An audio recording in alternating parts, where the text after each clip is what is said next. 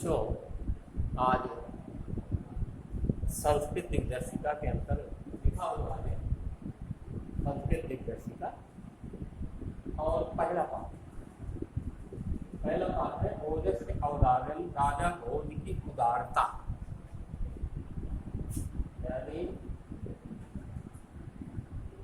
भोज की उदारता। पाठ का मतलब हुआ राजा भोज के एक राजा थे, बहुत बड़े राजा थे, बहुत विद्वान थे और अपनी सभा में वो विद्वानों का आदर बहुत करते, बहुत सम्मान करते। उसी का वर्णन है कि उनके अंदर क्या उदारता थी, क्या ऐसे विद्वता के गुण थे, तो उसी का वर्णन दिया गया है। अब इसी में आगे देखें। ततः कदाचित द्वारपाल आगत्य महाराजम भोजम प्राह देव कौपीन अवशेषो विद्वान द्वारि वर्तते इति राजा प्रवेशय इति ततः प्रविष्टाः कवि भोजम अवलोक्य अद्य मे दारिद्र्य नाशो भविष्यति इति मत्वा तुष्टो हर्ष अश्रूणि मोद राजा तम अवलोक्य प्राह कवे किम रोदिष इति ततः कवि राजन आकर्ण मद गृहीताम स्थितम आया अये लाजानुच्चैः पथि वचनम आकर्ण गृहिणी शिशो कर्णौ यत्नाथ सुविहितवती दीनवदना मयि क्षीणोपाये यद कृत दृशा अश्रु बहुले तद अंतः मे त्वमसि पुनः उद्यतुम उचिता। तो ततः इसके बाद कदाचित कोई द्वारपाल आगत्य आकर महाराजम महाराज भोजम भोज से प्राह बोला, देव महाराज कौपीन अवशेषो, उसके शरीर में मात्र लंगोटी शेष है, निर्वस्त्र है, केवल लंगोटी पहने हुए है। विद्वान द्वारि वर्तते, कोई विद्वान दरवाजे पर आया हुआ है। और इति कहा, राजा कहते हैं प्रवेश है, प्रवेश कराओ, बुलाओ भाई उसे। ततः प्रविष्टा, इसके बाद प्रवेश होकर वो सह कवि, वो कवि भोजम अवलोक्य, राजा भोज को देखकर अद्य में, आज मेरी दारिद्र्य नाशो भविष्यत इति, आज मेरी दरिद्रता का नाश हो जाए। यह मत्वा तुष्टो, यह मानकर तुष्टो संतुष्ट होकर हर्ष अश्रूणि मोह, उसके आंखों से अश्रु जो है पहले लगे उसको पोंछने लगे। राजा तम अवलोक्य प्राह, राजा उसको देख करके बोले, कवे कवि किम रोदिष, क्यों रोते हो, तुम्हारे रोने का कारण क्या। तथा इसके बाद कवि बोला, राजन महाराज आकर्ण मद गृह स्थिति, आप मेरे घर की स्थिति तो सुने। अये लाजानुच्चैः पथि वचनम आकर्ण गृहिणी शिशो कर्णौ यत्नाथ सुपिहितवती दीनवदना। अर्थात पति पत्नी हम दोनों थे और मार्ग में एक लाजानुच्चई, धान के लावने जो है खील जिसे, वो उसको बेचने के लिए बेच रहा था कोई, तो कह रहा था कि ये खील ले लो, ये इस प्रकार कह रहा था। पथि वचनम आकर्ण गृहिणी, तो उसके पथि के वचनों को मेरी धर्मपति गृहिणी ने आकर्ण सुनकर शिशो कर्णौ, अपने बच्चे के कान को यत्नात्, बड़ी मजबूती के साथ बंद कर दिया।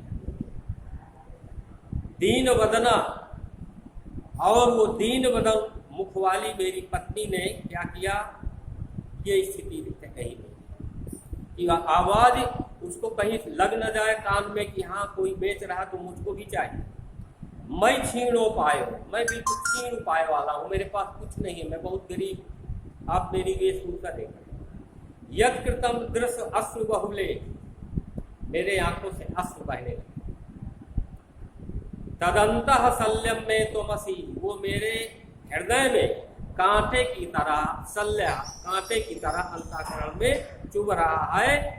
त्वमसि पुनः उद्यतुम उचिता, आप ही उसको निकालने में जो दर्द हो रहा है, जो कष्ट है इस बात का, उसे आप भी निकालने में सक्षम है या समर्थ हो। राजा सिंह उदीरियन, राजा सिंह इस प्रकार कहते हुए प्रति अक्षरम लक्ष्यम दत्वा, प्रत्येक अक्षर पर ₹1,00,000 देकर प्राह बोले, त्वरितम गच्छ गेहम, शीघ्र ही तुम घर जाओ, तद गृहिणी खिन्ना वर्तते, तुम्हारी जो धर्म पत्नी हो बहुत दुखी होगी। अन्यथा भोजन भोजा, इसके बाद एक बार भोज, श्री महेश्वरम नमितुम, श्री महेश्वर को, शंकर जी को नमस्कार करने के लिए शिवालयम अभ्यगच्छत, शिवालय गए, यहाँ भगवान शिव का मंदिर। तदा कोपि ब्राह्मणा, इसके बाद कोई ब्राह्मण राजानम शिव सन्निधौ प्राह, राजा के को भगवान शिव के पास देख करके बोला, प्राह देव महाराज, अर्धम दान वैरिणा गिरिजा अर्धम शिवास्य हृदम, देवेत्थम जगदीतले पुनः अभावे समुन्मीलति, गंगा सागर अमंबरम शशिकला लगाधिपास्यमांतलम, सर्वज्ञत्वम् अधीश्वरम अमगत त्वाम माम तो भिक्षाटनम। अर्धदान वैरिणा, दानों के शत्रुओं के वैरी कौन है? विष्णु जी है ना। अर्धदान वैरिणाम गिरिजा अर्धम शिवास, तो आधा भाग जो है इस पृथ्वी का किसको दे दिया? विष्णु जी ले गए, दानों के राक्षसों के शत्रु। गिरिजा अर्धम शिवासे अर्धम, और आधा भाग भगवान शिव का किसने ले लिया? गिरिजा ने, पार्वती ने। देवेत्थम जगती तले पुनः अभावे, और इस पृथ्वी के देवताओं के लिए सब चीज अभाव हो गया। ये आधा भाग विष्णु जी ले गए, आधा भाग भगवान पार्वती जी ले गई फिर से। गंगा सागर अंबरम शशिकला, और गंगा जी जो वो गंगा सागर अंबरम शशिकला, और चंद्रमा जो है वो कहाँ चला गया? समुद्र से निकल करके आकाश में चला गया। गंगा समुद्र जो है शशिकला अपनी कलाएं कहाँ दिखाता? आसमान में। पहले कहाँ था? गंगा सागर में। नागाधिपाक्षमांतलम, और जो सर्पों के महाराज हैं वो चले गए नीचे की तरफ। और सर्व अज्ञत्वम अधीश्वरतम अवगत। इस प्रकार से जब सब चीज का अभाव हो गया तो त्वाम माम तो भिक्षाटनम, मेरे पास केवल तो भिक्षा ही रहे। अब भिक्षा के अलावा मेरे पास कुछ नहीं रहेगा। इसके बाद राजा तुष्ट तस्मै प्रत्यक्षरम लक्ष्यम ददौ, राजा उससे भी संतुष्ट हो गए और प्रत्येक अक्षर पर उनको 1,00,000 मुद्राएं जो है वो दी।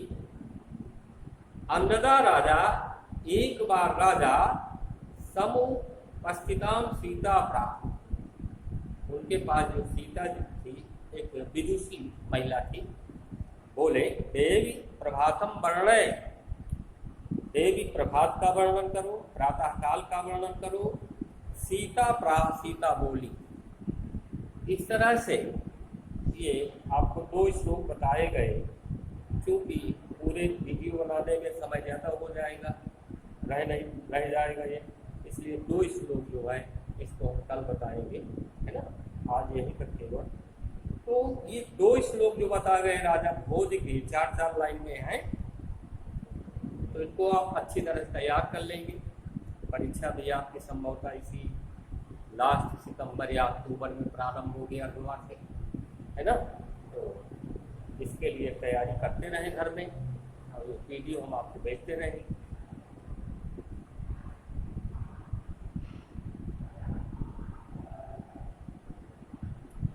इसमें पहला पार्ट राजा भोज का है। पहला पार्ट जो है राजा भोज का है। राजा भोज की उदारता, सब लोग उदारवादी नहीं होते। उदारवादी होना अलग बात है, दिखावा करना बात अलग है। क्योंकि राजा भोज एक विद्वान थे और जो विद्वान होता है वही विद्वानों का आदर करता है, वही विद्वानों का सम्मान करता है। जिसके अंदर विद्वता के गुण नहीं होते हैं वो विद्वानों का आदर या सम्मान नहीं करता। ये बात इसमें बताई गई। तो बच्चों आज यहीं तक। कल फिर हम 2 श्लोक जो शेष रह गए हैं उनके साथ आपको बताएंगे। तब तक के लिए धन्यवाद।